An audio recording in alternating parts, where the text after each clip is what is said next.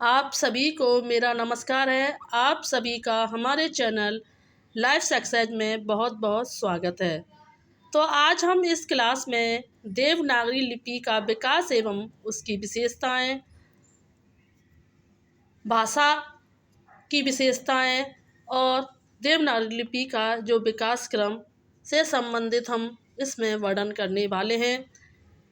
यह परीक्षा की दृष्टि से यह क्लास बहुत ही महत्वपूर्ण है, इसलिए क्लास में अंत तक बने रहें। अगर आपको यह क्लास पसंद आए तो इसे लाइक, शेयर, सब्सक्राइब करें और ऐसे ही निरंतर प्रैक्टिस करने के लिए हमारे चैनल को सब्सक्राइब करें। तो देर न करते हुए शुरू करते हैं कि देवनागरी लिपि की विशेषताएं, विकास एवं विशेषताएं। तो इसे छोड़ देते हैं, ये थोड़ा सा गलत टाइप हो गया है। तो देवनागरी का जो विकास कैसे हुआ था पहले उसका उल्लेख करते हैं कि देवनागरी लिपि का सर्वप्रथम जो प्रयोग है वो गुजरात के जयभट्ट नरेश ने 700-800 ईसा पूर्व के एक शिलालेख में मिलता है। किसमें? देवनागरी लिपि के जो विकास का उल्लेख मिलता है सर्वप्रथम वो गुजरात जयभट्ट के शिलालेख में मिलता है। यह 8वीं शताब्दी के राष्ट्रकूट नरेशों में भी यह लिपि प्रचलित थी। देवनागरी लिपि का विकास सर्वप्रथम जो है वो दक्षिण भारत में हुआ था, वहीं से बाद में यह लिपि उत्तर भारत में प्रचलित हुई। वैसे तो यह लिपि भारत के सर्वाधिक क्षेत्र में प्रचलित रही है। तो देवनागरी लिपि में हिंदी, संस्कृत, मराठी, नेपाली और हिंदी की सभी बोलियों में इसी लिपि का प्रयोग किया जाता है। तो परीक्षा की दृष्टि से बहुत महत्वपूर्ण है कि देवनागरी लिपि का प्रयोग किस बोलियों में या भाषाओं में किया जाता है। तो हिंदी, संस्कृत, मराठी, नेपाली, इसमें से किसी एक का नाम पूछा जाता है या यह पूछ सकते हैं कि किस में नहीं किया जाता है, इसलिए इनका नाम ध्यान रखें। हिंदी, संस्कृत, मराठी, नेपाली, इनमें देवनागरी लिपि का प्रयोग किया जाता है। आगे देखते हैं कि देवनागरी लिपि की विशेषताएं। तो देवनागरी लिपि की विशेषताएं कौन कौन सी हैं वो देखते हैं। नंबर 1, क्रमबद्धता। तो देवनागरी लिपि में जो क्रम मिलता है वह अद्भुत एवं निर्दोष है। इसमें पहले स्वर दिए गए हैं और बाद में इसमें व्यंजनों का प्रयोग किया गया है। स्वरों की उत्पत्ति पहले हुई थी और व्यंजनों की बाद में, इसी कारण इसमें स्वरों का पहले प्रयोग और व्यंजनों का बाद में प्रयोग किया जाता है। इस तरह से इसमें स्वर और व्यंजनों को क्रम से प्रयोग किया जाता है। नंबर 2 देखते हैं, गद्यात्मक एवं व्यवहारिक। तो देवनागरी लिपि जो है एक अत्यंत गद्यात्मक एवं व्यवहारिक लिपि मानी जाती है, क्योंकि इसमें आवश्यकता के अनुसार ध्वनि चिन्हों का समावेश होता रहा है। क्योंकि इसमें आवश्यकता के अनुसार अनेक ध्वनि चिन्हों का समावेश होता रहा है। यथा पहले इसमें जिह्वामूलक ध्वनियाँ के लिए चिन्ह नहीं थे, पर बाद में वो भी इसमें जुड़ गए थे। इसी प्रकार इसे अधिक व्यवहारिक हेतु और भी चिन्ह बनाए गए हैं, जिसके फलस्वरूप इसकी संपन्नता में वृद्धि हुई है। नंबर 3 देखते हैं, ध्वनियों की पूर्णता। तो देवनागरी लिपि में जो ध्वनियों की पूर्णता देखने को मिलती है, देवनागरी लिपि में पूर्णता का आधार यह है कि जितनी भी स्वर और व्यंजन ध्वनियाँ हो सकती हैं उतनी ही लिपि संकेत देवनागरी में उपलब्ध हैं। साथ ही इसमें प्रत्येक ध्वनि के लिए एक अलग चिन्ह है। एक ध्वनि के लिए एक ही चिन्ह होना इसकी वैज्ञानिकता का प्रमाण करता है। जिस प्रकार फारसी लिपि में सा ध्वनि के लिए सीन, स्वाद आदि का प्रयोग होता है, रोमन लिपि में का ध्वनि के लिए के और ओ का प्रयोग होता है, वैसा हिंदी में नहीं किया जाता है। हिंदी में एक शब्द के लिए एक या उसी स्वर व्यंजन का प्रयोग किया जाता है। मतलब एक ही शब्द के लिए 2-3 वर्णों का प्रयोग नहीं किया जाता है, एक के लिए एक ही वर्ण का प्रयोग किया जाता है। इसलिए यह जो है एक वैज्ञानिक लिपि मानी जाती है। नंबर 4 देखते हैं वर्णनात्मक लिपि। तो देवनागरी लिपि जो है एक वर्णनात्मक लिपि मानी जाती है। उनके वर्णों के नाम उच्चारण के सर्वथा अनुरूप हैं, इसलिए देवनागरी लिपि को एक वर्णनात्मक लिपि के रूप में भी जाना जाता है। नंबर 5 देखते हैं व्यवस्थापूर्ण एवं स्वतंत्रता। तो देवनागरी लिपि जो है एक व्यवस्थापूर्ण एवं स्वतंत्र लिपि मानी जाती है, क्योंकि इस लिपि में एक वर्ण का उपयोग एक ही ध्वनि के लिए होता है। क्योंकि इसमें एक वर्ण का जो प्रयोग है वो एक ही ध्वनि के लिए होता है, इसलिए यह व्यवस्थापूर्ण एवं स्वतंत्र लिपि मानी जाती है।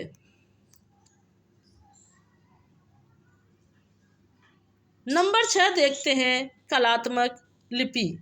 तो देवनागरी लिपि जो है एक कलात्मक लिपि मानी जाती है, क्योंकि देवनागरी लिपि के वर्ण अत्यंत कलात्मक, सुंदर, सुसंगठित ढंग से लिखे जाते हैं और इस लिपि में लिखित शब्द अपेक्षाकृत स्थान भी कम गिरते हैं। यथा देवनागरी लिपि में महेश्वर की अपेक्षा रोमन लिपि में लिखित महेश्वर अधिक स्थान घेरता है। नंबर 7 देखते हैं उच्चारण निश्चित। तो देवनागरी लिपि में जो उच्चारण होते हैं वो निश्चित होते हैं।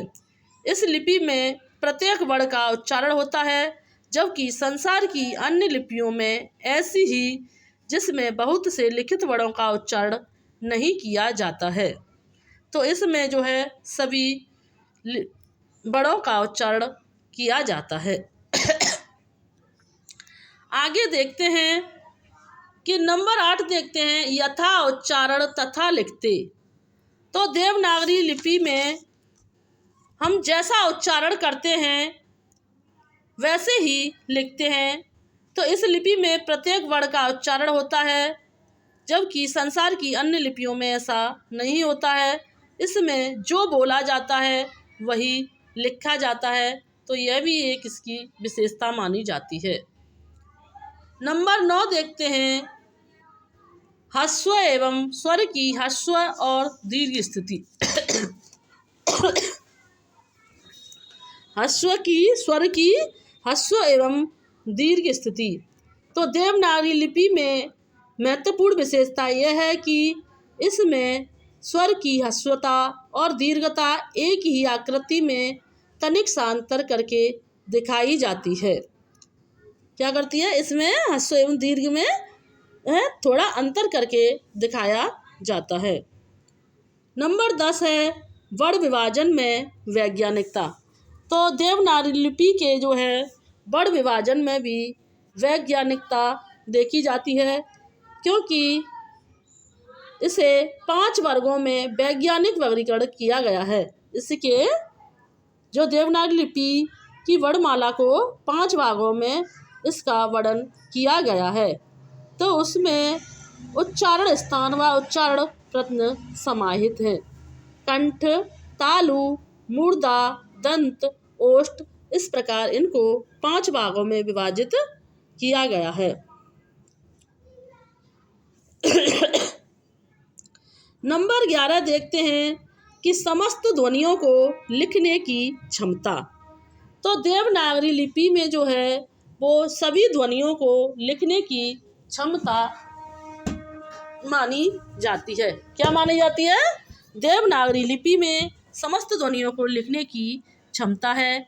इसमें वामन वर्ण होने के कारण इतनी व्यापकता विद्यमान है कि इसमें विश्व की सभी भाषाओं की ध्वनियों को लिखने की क्षमता जो है इसमें विद्यमान मानी जाती है। नंबर 12 देखते हैं, सरलता। तो देवनागरी लिपि जो है एक सरल लिपि मानी जाती है। यह भी देवनागरी की एक महत्वपूर्ण विशेषता है क्योंकि इसके लेखन में बड़ी ही सरलता है। इसके विपरीत यदि रोमन लिपि को उदाहरण के रूप में लें तो इसको 3 रूपों में लिखा जाता है, कैपिटल, इमेटिक और स्मॉल लेटर्स की प्रणाली है। जबकि देवनागरी लिपि जो है वो एक ही तरीके से लिखी जाती है और बहुत ही सरलतापूर्वक लिखी जाती है। तो यह भी इसकी एक विशेषता मानी जाती है। नंबर 13 देखते हैं कि संयोग की सुविधा। तो इस लिपि में आ को छोड़कर सभी स्वरों की ह्रस्व एवं दीर्घ मात्राएं विद्यमान हैं, जिसमें व्यंजन के साथ उनका प्रयोग बड़ी सरलता से हो सकता है। इसमें व्यंजन का संयोग अंकित करने की पद्धति सर्वथा उपयुक्त है। तो इस तरह से हमारी देवनागरी लिपि में बहुत सारी विशेषताएं देखने को मिलती हैं। आगे देखते हैं कि हमारी भाषा की कौन कौन सी विशेषताएं मानी जाती हैं। तो भाषा की विशेषताएं मानी जाती हैं। नंबर 1 है कि भाषा जो है एक पैतृक संपत्ति नहीं है। कैसी नहीं है? भाषा पैतृक संपत्ति नहीं है कि जिस प्रकार पिता की संपत्ति बिना प्रयास के ही पुत्र को मिल जाती है, इसी प्रकार से भाषा नहीं है। भारतीय बालक यदि प्रारंभ से ही रूस में पाला जाए, कि भारतीय बच्चा जो है वो प्रारंभ से अगर रूस में पाला जाए तो वह रूस की ही भाषा सीखेगा, न कि हिंदुस्तान की। इसलिए भाषा जो पैतृक संपत्ति नहीं है कि जो पिता से अनायास ही मिल जाए, इसे भाषा को सीखना पड़ता है। मातृभाषा की तरह बोलेगा, जिस भाषा में उसका लालन पालन होगा वह वैसा ही भाषा बोलेगा, चाहे उसके माता पिता किसी भी भाषा को बोलते हों। यदि भाषा पैतृक संपत्ति होती तो भारतीय बालक रूसी ना बोलकर हिंदी ही बोलता। नंबर 2 देखते हैं कि भाषा एक अर्जित संपत्ति है। भाषा कैसी है? भाषा जो है एक अर्जित संपत्ति है। मनुष्य समाज में अपने चारों ओर के वातावरण से भाषा सीखता है। यदि मनुष्य एक बालक भेड़ियों के साथ पालन पोषण किया जाए तो वह भेड़ियों की सी ही आवाज़ निकालने लगेगा या उच्चारण करने लगेगा। यदि भारतीय बालक रूसी वातावरण में रहकर रूसी ही सीखेगा। अतः भाषा जो है एक पैतृक संपत्ति न हो करके एक अर्जित संपत्ति है। भाषा को एक अर्जित किया जाता है। नंबर 3 है, भाषा एक सामाजिक वस्तु है। कैसी है? भाषा जो है एक सामाजिक वस्तु है, क्योंकि मनुष्य भाषा का अर्जन समाज में रहकर ही करता है। भाषा समाज से अलग नहीं है। भाषा का समाज से विशेष संबंध माना जाता है। उसका विकास और अर्जन जो है हम समाज में रहकर ही कर सकते हैं। इसलिए भाषा सामाजिक संस्था कहना अनुचित न होगा। इसलिए भाषा एक सामाजिक वस्तु मानी जाती है, क्योंकि बिना समाज के हम भाषा को सीख ही नहीं सकते हैं। नंबर 4 देखते हैं कि भाषा एक परंपरागत संपत्ति है। कैसी है? भाषा एक परंपरागत संपत्ति है, क्योंकि मनुष्य उसे उत्पन्न न करके उसका अर्जन मात्र ही करता है। भाषा का अर्जन समाज में परंपरा से होता है। व्यक्ति उसमें सिर्फ परिवर्तन कर सकता है। क्या कर सकता है? हम उसका अर्जन नहीं कर सकते।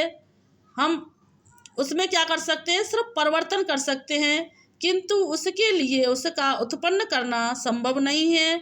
भाषा को जन्म देने वाला जो है वो समाज ही है। नंबर 5 देखते हैं, भाषा अनुकरण के द्वारा अर्जित की जाती है। कैसे की जाती है? भाषा जो है अनुकरण के द्वारा अर्जित की जाती है। शिशु भाषा को अनुकरण करके सीखता है। वह जो कुछ माँ बाप या परिवार के लोगों से सुनता है उसका अनुकरण करने का प्रयास करता है। अनुकरण मनुष्य का सबसे बड़ा गुण होता है। वह भाषा को सीखने में इसी प्रकार का प्रयोग करता है। तो भाषा कैसे है? एक अनुकरण के द्वारा अर्जित की जाती है। बच्चा जो है अपने परिवार से ही उनकी नकल कर करके सीखता है। नंबर 6 देखते हैं, भाषा जो है परिवर्तनशील है। भाषा कैसी है? भाषा जो है वो परिवर्तनशील मानी जाती है। परिवर्तनशीलता जो है एक भाषा का गुण माना जाता है। दो व्यक्तियों की भाषा एक सी नहीं होती है। सीखने और सिखाने वालों की भाषा में भी कुछ न कुछ अवश्य अंतर रहता है। यद्यपि मनुष्य अनुकरण से भाषा सीखता है, किंतु अनुकरण ठीक नहीं हो सकता, पूरी तरह से ठीक नहीं हो सकता। अनुकरणकर्ता की शारीरिक मानसिक परिस्थितियां अनुकरण में भिन्नता जो है उत्पन्न करती हैं। नंबर 7 देखते हैं, भाषा का कोई अंतिम रूप नहीं है। क्या नहीं है? भाषा सदैव विकासशील रहती है, अतः उसका कोई भी अंतिम स्वरूप नहीं है। वह कभी भी पूर्ण नहीं हो सकती है। क्या नहीं हो सकती? भाषा कभी भी पूर्ण नहीं हो सकती, उसका कोई अंतिम रूप नहीं है। नंबर 8 देखते हैं, भाषा कठिनता से सरलता की ओर चलती है। तो भाषा कैसी है चलती है? तो भाषा जो है हमेशा वो कठिनता से सरलता की ओर चलती है, कठिनता से सरलता की ओर बढ़ती है। मनुष्य कम से कम प्रयास में अधिक से अधिक लाभ उठाना चाहता है, तो कम प्रयास के परिणाम स्वरूप भी सीखता है। जब हम भाषा सीखते हैं कोई, तो वो शुरू में हमको क्या लगती है? बहुत कठिन लगने लगती है, और जैसे हम सीखते चलते हैं तो वह हमें क्या सरल लगने लगती है। इसलिए भाषा जो है हमेशा वो कठिनता से सरलता की ओर चलती है। नंबर 9 देखते हैं, भाषा जो है वो संयोग से वियोग की ओर चलती है। कैसे चलती है? भाषा जो है हमेशा वो संयोग से वियोग की ओर चलती है। भाषा संयोग से वियोग की ओर चलती है। पहले भाषा संयोग अर्थात मिले हुए रूप में होती है, वैसे ही फिर धीरे धीरे वह वियोग की ओर चलती है। भाषा स्थूल से सूक्ष्म की ओर चलती है। तो भाषा कैसे चलती है? भाषा का स्थूल से सूक्ष्म की ओर चलती है। भाषा दिन पर दिन उसका क्या होता है? विकास होता रहता है। प्रारंभ में भाषा स्थूल और अप्रौढ़ होती है, धीरे धीरे फिर वो सूक्ष्म की ओर बढ़ती है। नंबर 11 देखते हैं, भाषा, यह थोड़े यहाँ पर टाइपिंग मिस्टेक हुई है। भाषा अप्रौढ़ता से प्रौढ़ता की ओर चलती है। यहाँ अप्रौढ़ता है, तो भाषा अप्रौढ़ता से प्रौढ़ता की ओर चलती है। आगे देखते हैं कि देवनागरी लिपि का जो विकास क्रम कैसे हुआ था, कि देवनागरी लिपि का जो विकास हुआ था वो कैसे हुआ था। तो सबसे पहले जो देवनागरी लिपि का विकास हुआ था तो वह किससे हुआ था? सबसे पहले जो देवनागरी लिपि का जो विकास हुआ था वो चित्रलिपि से माना जाता है। यह जो प्रश्न है TGT 2021 में पूछा गया प्रश्न है कि देवनागरी लिपि का विकास क्रम बताइए। तो यह परीक्षा की दृष्टि से बहुत ही महत्वपूर्ण है कि देवनागरी लिपि का विकास जो सर्वप्रथम हुआ था वो चित्रलिपि के रूप में हुआ था। किसमें हुआ था? चित्रलिपि के रूप में हुआ था। सबसे पहले जो लिपि हैं वो चित्र के रूप में विकसित हुई थी। यह चित्र जो थे पत्थरों, हड्डियों, सींगों या जानवरों की खालों पर बनाए जाते थे। चित्रलिपि में वस्तुत विशेष हेतु उसका चित्र बनाया जाता था। नंबर 2 देखते हैं, चित्रलिपि के बाद में फिर सूत्र लिपि का विकास हुआ। किसका हुआ था? चित्रलिपि के बाद में सूत्र लिपि का विकास हुआ। प्राचीन काल में पेड़ों की छाल आदि में गांठ देकर किन्हीं बातों को स्मरण रखा जाता था। इस तरह से कुछ न कुछ सूत्रों का इस्तेमाल किया जाता था। तो अगला विकास जो है वो सूत्र लिपि के माध्यम से हुआ था। नंबर 3 देखते हैं, प्रतीकात्मक लिपि। तो नंबर 3 सूत्र लिपि के बाद जो है वो प्रतीकात्मक लिपि का विकास हुआ। यह लिपि उन पदार्थों पर आधारित है जो किसी बात के प्रतीक होते थे और वह उनके माध्यम से बातें अशिक्षित भी समझ लेते थे। नंबर 4 है भावमूलक लिपि। प्रतीकात्मक लिपि के बाद भावमूलक लिपि का विकास हुआ था। भावमूलक लिपि के विकास में आगे चलकर ऐसी लिपि का जन्म हुआ जिसमें विभिन्न पदार्थों के द्वारा भावों को अभिव्यक्त करने का प्रयास हुआ था। इसे भावमूलक लिपि कहा जाता है। नंबर 5 है फली लिपि। तो भावमूलक लिपि के बाद में फली लिपि का विकास हुआ। इस लिपि को क्यूनिफॉर्म त्रिकोणी लिपि के नाम से भी जाना जाता है क्योंकि इसमें बाण जैसे कोणाकार एवं त्रिभुज रेखाओं का प्रयोग किया जाता है और यह संसार की सबसे प्राचीनतम लिपि मानी जाती है। नंबर 6 देखते हैं, ध्वनि मूलक लिपि। किसे? नंबर 6 देखते हैं, ध्वनि मूलक लिपि। तो इस लिपि में चिन्ह किसी वस्तु भाव को न प्रकट करके ध्वनि को प्रकट करते हैं। किसको? इस लिपि में चिन्ह किसी भाव या वस्तु को प्रकट न करके ध्वनि को प्रकट करते हैं। उनके आधार पर ही किसी वस्तु या भाव का नाम लिखा जा सकता है। इसके 2 भेद होते हैं, एक तो अक्षरिक और दूसरा वार्णिक। तो ध्वनि मूलक कैसी होती है? ध्वनि मूलक जो होती है वो 2 प्रकार की लिपि होती है, एक तो अक्षरिक लिपि और दूसरी वार्णिक लिपि मानी जाती है।